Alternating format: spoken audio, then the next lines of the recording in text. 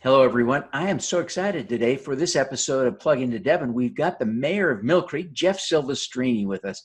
This is going to be a great conversation, so stick around. Morning, Devin. Hey, morning, Jeff. Welcome to the show. We're thrilled to have you. I'm happy to be here, so thank you. Wonderful. Jeff, what do you want to talk about today? Well, as the mayor of a built-out city, we face challenges relating to growth and development, so that's top of my mind. Well, that's a super important topic, and this is relevant to cities throughout my district, the Utah's third congressional district. Even in places with lots of space, I think of Green River and Price as having lots of space, but there's also redevelopment challenges in those, downtown communities, right? We need to, so there's a lot of relevance. Okay, so this is a great topic. Our state population is growing.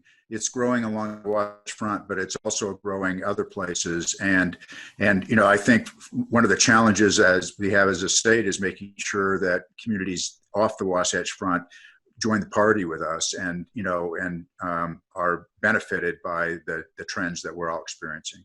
Yeah.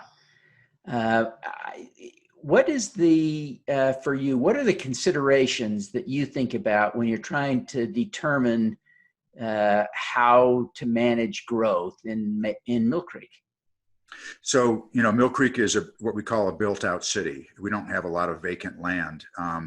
We have some areas of our city that are could be redeveloped because some of them. We have brownfields area out in the west side of our city, and we have a area in the center of our city that is kind of tired retail, a lot of vacancies. So those are opportunities for us in places to put growth and redevelopment just to keep the city vibrant. But we've got to deal with a growing population, and every community has a role to play in that.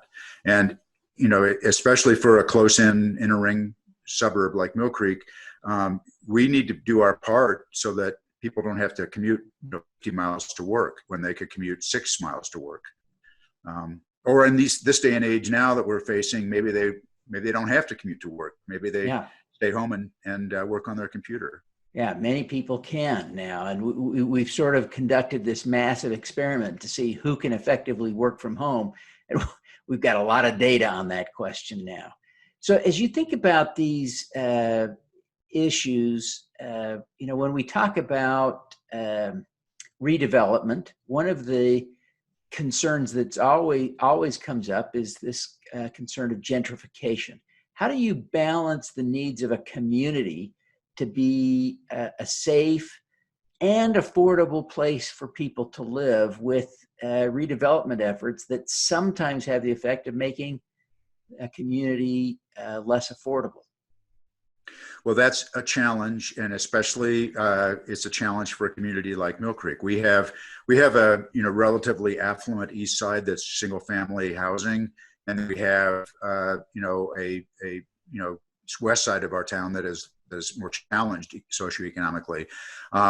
So we have to, and it's not fair to stick all of the affordable quote unquote housing on one side of town either. So we have to balance that. We have to look for opportunities to advance affordable housing and preserve the affordable housing stock that we have, and just be mindful of that. And some of the tools that we use in redevelopment of areas contain an affordable housing component in terms of the amount of tax increment that gets generated. I'm getting in the weeds on this, I guess, but new development increases the taxable rate of property, generates more taxes. Some of that tax money goes to affordable housing, and in Millcreek we've put 20% of that increment toward affordable housing rather than what the state requires, which is 10. Yeah, that's really I think a good principle. But these are challenging things for cities and other communities to work through. I appreciate you taking the time to help us think through these important issues. Now, before you go, Jeff, what is your superpower? My superpower is to be able to convene our community to have good discussions about where we want our city to go and how to meet the challenges that we face. And growth is one of those, you know. Growth is something that makes people nervous. You know, they don't like to see change a lot of times. And so the antidote or the secret superpower for that is to get people together and talk things out. And we've been working hard doing that in Millcreek City government, and we've been successful in convening people. When we get people around a table, we like to convene people around a table so that everybody gets a chance to talk. You don't have to stand up in a big public meeting and get stage fright. But we do so little of that this day and age when people are so divided politically. But getting people around a table and talking things out, you know, you learn that some people that you like and respect or your neighbors may have different views, and being able to exchange ideas and not only speak about your ideas but listen to others, I think helps people appreciate that there are very often a lot of factors that go into decisions that they may not have considered, and sometimes they might even be convinced. You can always hope for that. Yeah. Well, I really appreciate you taking the time, Jeff. Before we wrap up, would you take a minute and tell people how they can learn more about you and about Millcreek?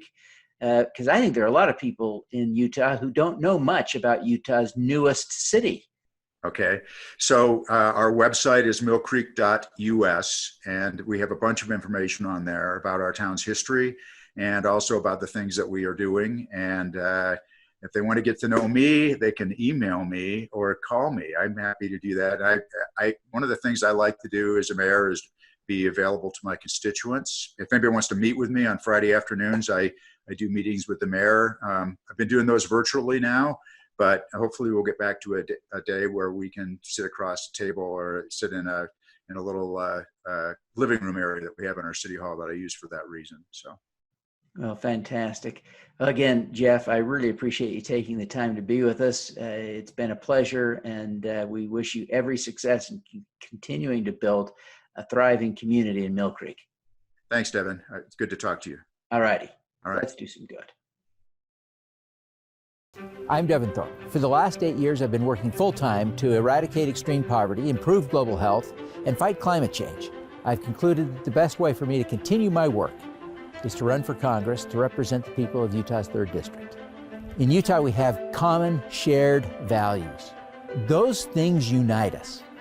I believe passionately in our ability to come together, and I believe that working together, we can solve Utah's problems. I'm Devin Thorpe. I'm a Democrat. I'm running to represent the people of Utah's 3rd District. I'm Devin Thorpe, a candidate for Congress, and I approve this message.